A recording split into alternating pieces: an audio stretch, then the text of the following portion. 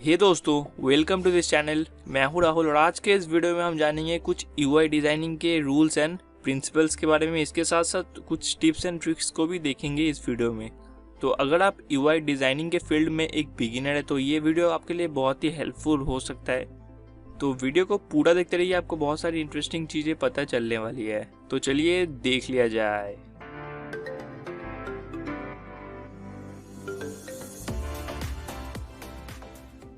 तो पहला टिप है एप्लीकेशन के यूआई डिज़ाइनिंग से रिलेटेड। तो अगर आप एक एप्लीकेशन का यूआई डिज़ाइन कर रहे हैं या तो करना सीख रहे हैं तो वहाँ पर आपको कुछ मार्केट प्रिंसिपल्स को फॉलो करना पड़ेगा। तो तभी जाके आप अपने एप्लीकेशंस को प्ले स्टोर या तो एप्पल ऐप स्टोर में अपलोड कर सकते हैं। क्योंकि मोबाइल एप्लीकेशन का दो जो बड़ा स्टोर है वो है गूगल प्ले स्टोर और एप्पल का ऐप स्टोर।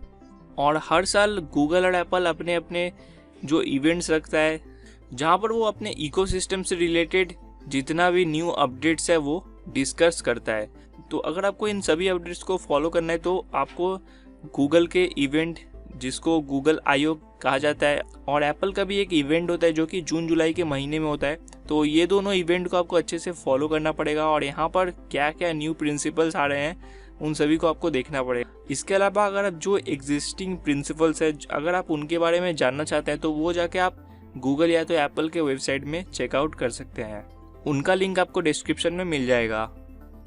और इसके अलावा आप इन वेबसाइट्स में जाके गूगल और एप्पल के ऐप स्टोर में अपलोड के टाइम कौन कौन से रूल्स को फॉलो करना पड़ेगा, यानी कि उनका कुछ गाइडलाइंस वगैरह होता है, उनको फॉलो अगर आपका ऐप करता है तभी जाके आप वहाँ पर सक्सेसफुली अपने ऐप को पब्लिश कर पाएंगे। तो उनको भी आपको अच्छे से रीड कर लेना होगा। अब सेकेंड जो पॉइंट है वो है स्क्रीन साइज। तो अगर आप एक ऐप डिज़ाइन कर रहे हैं या तो वेबसाइट डिज़ाइन कर रहे हैं तो दोनों के लिए आपको रिस्पॉन्सिव डिज़ाइन क्रिएट करना पड़ेगा। क्योंकि अभी के टाइम पे मार्केट में मल्टीपल स्क्रीन साइज के डिवाइसेस अवेलेबल है, तो यहाँ पर आपको अपना वेबसाइट बहुत ही हद तक रिस्पॉन्सिव बनाना पड़ेगा जो कि मोबाइल फ्रेंडली उसके साथ साथ डेस्कटॉप फ्रेंडली भी होना चाहिए। और अगर आप एक ऐप डिज़ाइन करें और वहाँ पर आपको अपने ऐप को मोबाइल और टैबलेट दोनों के लिए कंपैटिबल बनाना पड़ेगा ताकि दोनों तरह के स्क्रीन साइज में वो फिट बैठे और अच्छे से एग्जीक्यूट हो पाए। अब थर्ड पॉइंट है यूज़ पॉपुलर आइकॉन्स। तो अगर आप अपने वेबसाइट या तो ऐप में आइकॉन्स को यूज़ कर रहे हैं तो वहाँ पर आपको ऑलवेज पॉपुलर आइकॉन्स को यूज़ करना चाहिए। अब पॉपुलर आइकॉन्स मतलब जो कि बड़े बड़े वेबसाइट या तो ऐप्स में यूज़ किए जाते हैं। सपोज अगर आप एक यूज़र प्रोफाइल के आइकॉन को देखें तो ये एक कॉमन आइकॉन जो कि हर एक बड़े बड़े ऐप या तो वेबसाइट में हमको देखने को मिलते हैं और इसको देख के डायरेक्ट यूज़र समझ जाएगा कि ये प्रोफाइल के लिए बनाया गया है, यानी कि इसमें क्लिक करने से प्रोफाइल वाला सेक्शन ही ओपन होगा। तो अगर आप प्रोफाइल आइकॉन की जगह कोई और आइकॉन प्रोफाइल सेक्शन के लिए यूज़ करें तो वहाँ पर आपका यूज़र्स को थोड़ा समझने में दिक्कत आ सकता है और इससे जो यूज़र एक्सपीरियंस है वो काफ़ी हद तक ख़राब हो सकता है। तो इसीलिए ऑलवेज प्रेफर पॉपुलर आइकॉन्स। अब जो सेकंड आइकॉन आपको अपने स्क्रीन पे दिख रहा होगा वो है कार्ड आइकॉन। तो यहाँ पर देखिए आपको एक कार्ड आइकॉन जो कि हमको हर एक तरह के पॉपुलर ई कॉमर्स साइट में देखने को मिलता ही है, जैसे अमेजन हो गया, फ्लिपकार्ट। तो यहाँ पर आपको कार्ड सेक्शन मिलता है जहाँ की आपको सेम ऐसा ही आइकॉन दिखता है जिसको कि अगर कोई भी यूज़र क्लिक करता है तो ऑलवेज वो कार्ड सेक्शन में ही जाएगा। तो इसीलिए पॉपुलर आइकॉन्स को यूज़ करना बहुत ही ज़रूरी है। तो यहाँ पर देखिए आपको बहुत सारे पॉपुलर आइकॉन्स जो कि हर एक तरह के पॉपुलर वेबसाइट या तो ऐप में यूज़ किए जाते हैं वो हमने दिखाया हुआ है। इन सभी को देख के आप एक आइडिया लगा सकते हैं कि कौन कौन से आइकॉन्स पॉपुलर चल रहे हैं अभी के टाइम पे। अब अगर आपको ये सारे आइकॉन्स अपने डिज़ाइन के अंदर यूज़ करना है तो ये ऑलरेडी इंटरनेट पे फ्रीली अवेलेबल है। आप इंटरनेट पे सर्च करके बहुत सारे वेबसाइट में ये फ्रीली अवेलेबल है, तो वहाँ से जाके इसको डाउनलोड कर सकते हैं। और इसके अलावा अगर आप पेड आइकॉन बाई करना चाहते हैं तो वहाँ भी आपको बहुत सारे ऑप्शंस देखने को मिल जाएंगे। अब फोर्थ पॉइंट है क्लियरिटी। अब क्लियरिटी मतलब यहाँ पर जो इंटरफेस आप डिज़ाइन कर रहे हैं यहाँ पर, यानी कि ऐप्स के स्क्रीन के अंदर जितना भी एलिमेंट्स आप यूज़ कर रहे हैं वो हाई क्वालिटी एलिमेंट्स होने चाहिए। यहाँ पर आप अगर लो क्वालिटी एलिमेंट्स को यूज़ करते हैं तो वहाँ पर आपका ऐप जब किसी बड़े स्क्रीन साइज पे ओपन होगा तो वहाँ पर वो एलिमेंट फट जाएगा या तो वो हेजी हो जाएगा। तो इससे जो यूज़र एक्सपीरियंस है वो काफ़ी हद तक ख़राब हो सकता है। तो इसीलिए आपको ऑलवेज प्रेफर करना चाहिए हाई क्वालिटी एलिमेंट्स, जैसे कि हाई क्वालिटी बैकग्राउंड हो गया या तो हाई क्वालिटी आइकॉन्स।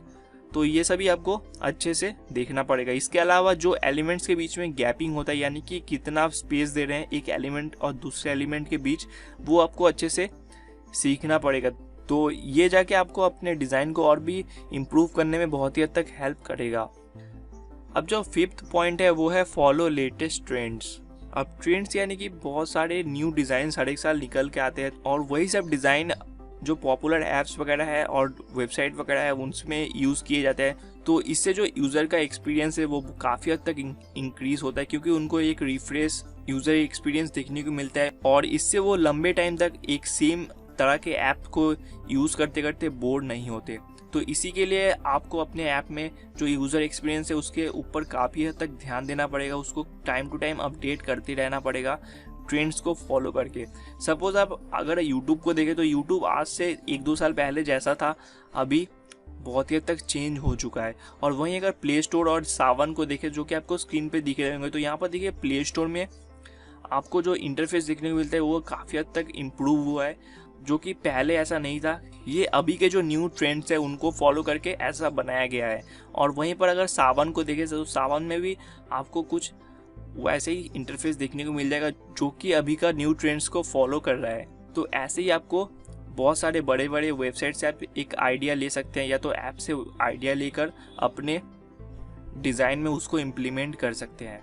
तो इससे जो आपका डिज़ाइन वो बहुत ही हद तक मॉडर्न बन जाएगा और यूज़र एक्सपीरियंस भी इम्प्रूव होगा। अब यहाँ पर जो 6th पॉइंट है वो है use more graphics, images and animations. अब यहाँ पर आपको अपने एप्लीकेशन के अंदर ओनली टेक्स्ट या तो आइकॉन्स को नहीं रखना है, इसके अलावा आप इमेजेस, एनिमेशंस और ग्राफिक्स इन सभी को भी यूज़ करना है, ताकि वो जो यूज़र एक्सपीरियंस है वो इम्प्रूव हो पाए और आपको न्यू यूज़र्स को भी अपने एप्लीकेशन के अंदर अट्रैक्ट करना है। तो इसीलिए एक अट्रैक्टिव इंटरफेस बनाना बहुत ही इम्पॉर्टेंट रहता है। अब इसका ये मतलब नहीं है कि आप भर भर के ग्राफिक्स, इमेजेस और एनिमेशंस को यूज़ कर ले तो इससे जो आपका यूज़र एक्सपीरियंस है वो बिगड़ भी सकता है। तो इसीलिए जितना हो सके मिनिमल डिज़ाइन रखिए और अपने डिज़ाइन के अंदर एक्सपेरिमेंट करते रहिए। अब जो 7th पॉइंट है वो है फीडबैक। आपको अपने वेबसाइट या तो एप्लीकेशन के अंदर एक फीडबैक का सेक्शन रखना चाहिए, क्योंकि जब आप अपने वेबसाइट या तो एप्लीकेशन को लॉन्च कर देते हैं तो वहाँ पर आपको अपने यूज़र्स का कैसा उनका रिस्पॉन्स है आपके डिज़ाइन से रिलेटेड या तो आपके प्रोडक्ट के रिलेटेड, तो उनको भी लेना पड़ेगा फीडबैक के थ्रू, ताकि आप अपने डिज़ाइंस को इम्प्रूव कर पाए। अब इसका ये मतलब नहीं है कि आपने जो डिज़ाइन बनाया है वो एकदम टॉप क्लास डिज़ाइन हो, तो इसीलिए आपको फीडबैक लेना बहुत ही ज़रूरी है, क्योंकि यूज़र्स को वो डिज़ाइन पसंद नहीं भी आ सकता। वहाँ पर कुछ ऐसे एलिमेंट्स या तो कलर कॉम्बिनेशंस यूज़र्स को अगर पसंद नहीं आ रहा है तो उनको आप इम्प्रूव करिए, उसमें एक्सपेरिमेंट करिए और उसको अपडेट करते रहिए। तो इससे जो आपका अल्टीमेटली एक ना एक टाइम पे जाके आपका जो डिज़ाइन है वो इम्प्रूव हो जाएगा। अब 8th जो पॉइंट है वो है ईजी टू एक्सेस।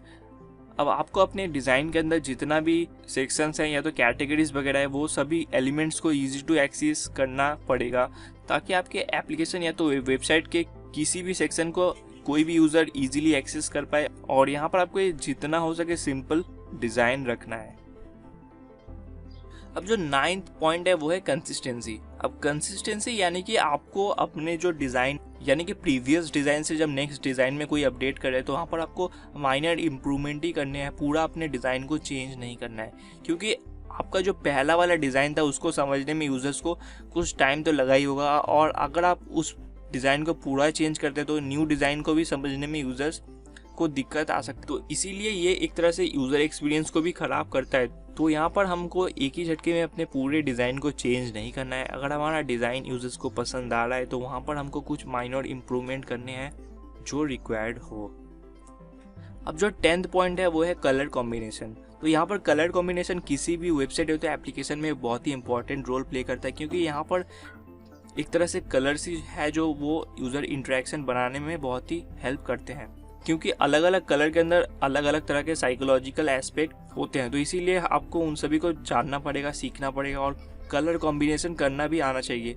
तो इसको आप अगर सीखना चाहते हैं तो बड़े बड़े डिज़ाइनर्स के ऑलरेडी ब्लॉग्स में इसका आर्टिकल्स पड़ा हुआ है, तो वहाँ जाके आप इसको चेकआउट कर सकते हैं और वहाँ से सीख कर आप अपने डिज़ाइन में वो इम्प्लीमेंट कर सकते हैं। आपको ये ध्यान में रखना पड़ेगा कि पहला ही आपका डिज़ाइन एकदम परफेक्ट नहीं होता, आपको सीखते सीखते उसको परफेक्शन तक लेके जाना पड़ता है। तो इसीलिए सीखते रहिए और यहाँ पर जो पॉइंट्स मैंने बताया इनको अपने डिज़ाइन के अंदर इम्प्लीमेंट करिए, तो फिलहाल के इस वीडियो में इतना ही। अगर आपको ये वीडियो पसंद आया हो, वीडियो को लाइक करना मत भूलें, चैनल को सब्सक्राइब कर लीजिए जैसे और भी इंटरेस्टिंग वीडियोस देखने के लिए। थैंक यू दोस्तों वीडियो को देखने के लिए। हम फिर मिलेंगे अपने अगले वीडियो में।